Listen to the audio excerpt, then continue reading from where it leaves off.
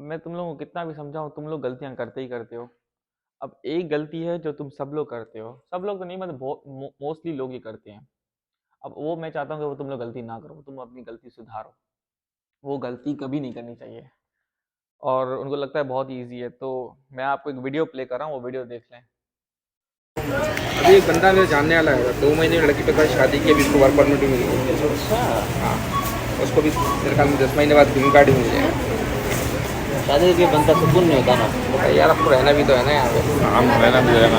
या तो रह लो, थोड़े दिन की परेशानी होती है यार, कोई टेंशन नहीं। ये देसियों से अच्छी गोलियाँ हैं, टेंशन नहीं देती हैं।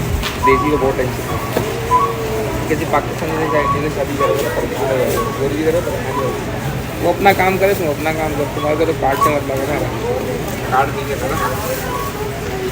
और कोई हल नहीं है यहाँ पे। लोग आते हैं और वक्त। अब ये वीडियो आपने देख ली। अब एक बंदा था, ये पाकिस्तान से इमिग्रेंट बंदा है, उसने एक लड़की से, अमेरिकन लड़की से शादी की, अमेरिका में आया। अब यहाँ पर सारा दिन जॉब करा है, एक स्टोर पे सारा दिन खड़ा है पागलों की तरह से ना। और मुझे बोला कि सबसे बेस्ट काम है जॉब करो, सबसे बेस्ट काम है शादी कर लो, ग्रीन कार्ड मिल जाएगा, ये वो।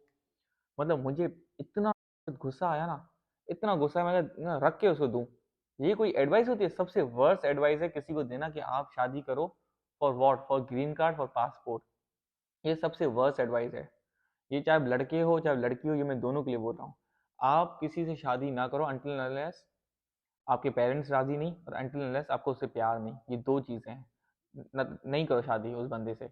यार देखो, ग्रीन कार्ड और पासपोर्ट के लिए आप शादी, अगर आप मतलब यूएस पासपोर्ट के लिए या यूके पासपोर्ट या कनाडा के पासपोर्ट सिटीजनशिप के लिए आप शादी कर रहे हो किसी से, तो ये बहुत ही गलत है। आपको उनके कॉन्सिक्वेंसेज नहीं पता होगा, आपको उनके पता नहीं होगा कि नतीजे, शादी करूंगा तो नतीजे क्या होंगे। मैं आपको बताता हूँ कि इसके नतीजे क्या होते हैं। देखो, पुराने वक्त में शादी करना, ग्रीन यूएस सिटीजनशिप लेना, ये बहुत ईजी था। अगर ये आज भी इजी होता, मैं तब भी आपको बोलता कि ये ना करो, because this is wrong, very wrong. सही है ना? मैं रॉन्ग क्यों है मैं आपको बताता हूँ। पहली बात तो ये है कि इतना इजी नहीं है, सही ना? दूसरी चीज़ ये, आपको लगता है आप शादी करोगे, आपको बहुत ही आराम से सिटीजनशिप मिल जाएगी, ऐसा कुछ भी नहीं है। जब आप शादी करते हो, तो आपको और उनको, आपकी जो जो स्पाउस होगा, उन उन दोनों को अलग अलग कमरे में बैठा के आपको स्टोरी पूछेंगे, आप मिले कैसे, ये कैसे हुआ, वो कैसे हुआ। आप क्या जवाब दोगे?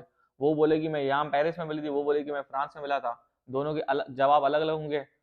डायरेक्ट डिपोर्ट कर देंगे तुम्हें। तुम्हारे घर पे सरप्राइज सरप्राइज विजिट होंगे, जो तुम्हें शॉक कर देंगे। वो अचानक तुम्हारे घर के अंदर घुस जाएंगे।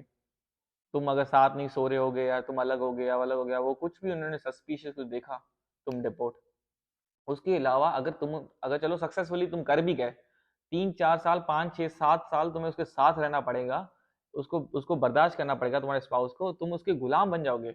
द मोमेंट शी और ही गेव यू डिवोर्स, तुम्हें मुल्क छोड़ के जाना पड़ेगा, तुम्हारा स्टेटस पे चला गया।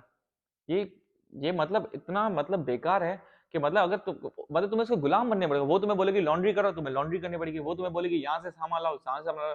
तुम्हें उसके हर नखरे बर्दाश्त करने पड़ेंगे। क्यों बर्दाश्त करने पड़ेंगे? जस्ट बिकॉज तुम्हें सिटीजनशिप चाहिए। इससे अच्छा है कि इज्जत की जिंदगी जियो, और सिटीजनशिप नहीं मिली तो चले जाओ वापस मुल्क। बस फिक्र नहीं करो, मैं बैठा हूँ, मैं एक तरीका बता रहा हूँ जिससे तुम अवेयर नहीं हो। पर मेरे हिसाब से कि देखो, ऑफिस में आप होते हो बॉस के गुलाम, शादी के बाद बन जाते हो आप जोड़ू के गुलाम। हर जगह गुलाम क्यों बना है? आपका अगर जन्म हुआ, देखो अगर आप वीडियो देख रहे हो ना, आप जो भी हो, मैं आपको नहीं जानता, अगर आपका जन्म हुआ ना, तो ये गुलामी के लिए नहीं हुआ है। आई थिंक आप बहुत अच्छा डिजर्व, आप बहुत ज़्यादा डिजर्व करते हो। आपकी लेविश लाइफ होनी चाहिए। आप में, आपके अंदर ही बहुत सारा पोटेंशियल है, आपको उसको फाइंड करना है। अब मैं बताता हूँ कि आपको यूएस में सिटीजनशिप कैसे मिलेगी। बहुत ईजी है। आप $1 million इन्वेस्ट करो, 10 एम्प्लॉयज़ को हायर करो, और EB-5 वीज़ा कर दो, और उससे आपको सिटीजनशिप मिल जाएगी। आप अमेरिका के लिए एसेट हो जाओगे। आप अभी लाइबिलिटी हो अमेरिका के लिए, आप एक एसेट बन जाओगे अमेरिका के लिए। और वो अमेरिका अमेरिका अमीर लोगों की बहुत इज्जत करता है, बहुत वैल्यू करता है। तो आपको EB-5 वीज़ा दे, डायरेक्ट इमिग्रेंट वीज़ा है। उसको आपको ग्रीन कार्ड मिलेगा, फिर आपको पासपोर्ट मिलेगा। पर अब आप गरीब हो। चलो, अब ये तो था, चलो आई एम सॉरी यार, ये तो मतलब था अमीरों के लिए था।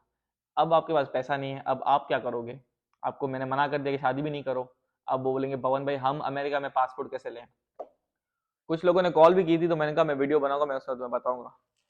तुम लोगे EB-3 वीजा। EB-3 क्या है? EB-3 में दो टाइप है, एक होती है स्किल्ड वीजा और एक होती है अनस्किल्ड वीजा।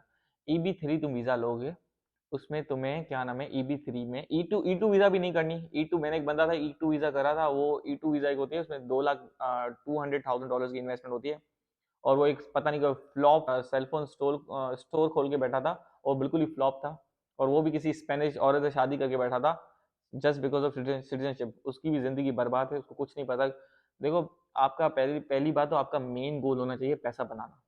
पहला गोल ही आपका ये होना चाहिए। आपका गोल ये नहीं होना चाहिए कि मुझे यूएस सिटीजन, मुझे पासपोर्ट मिल जाए।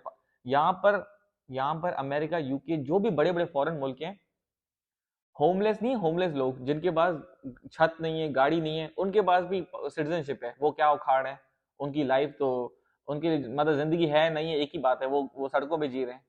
तो अगर आपके पास सिटीजनशिप मिल गई है तो आप क्या उखाड़ लोगे सिटीजनशिप से? पहला गोल आपका होना चाहिए पैसा।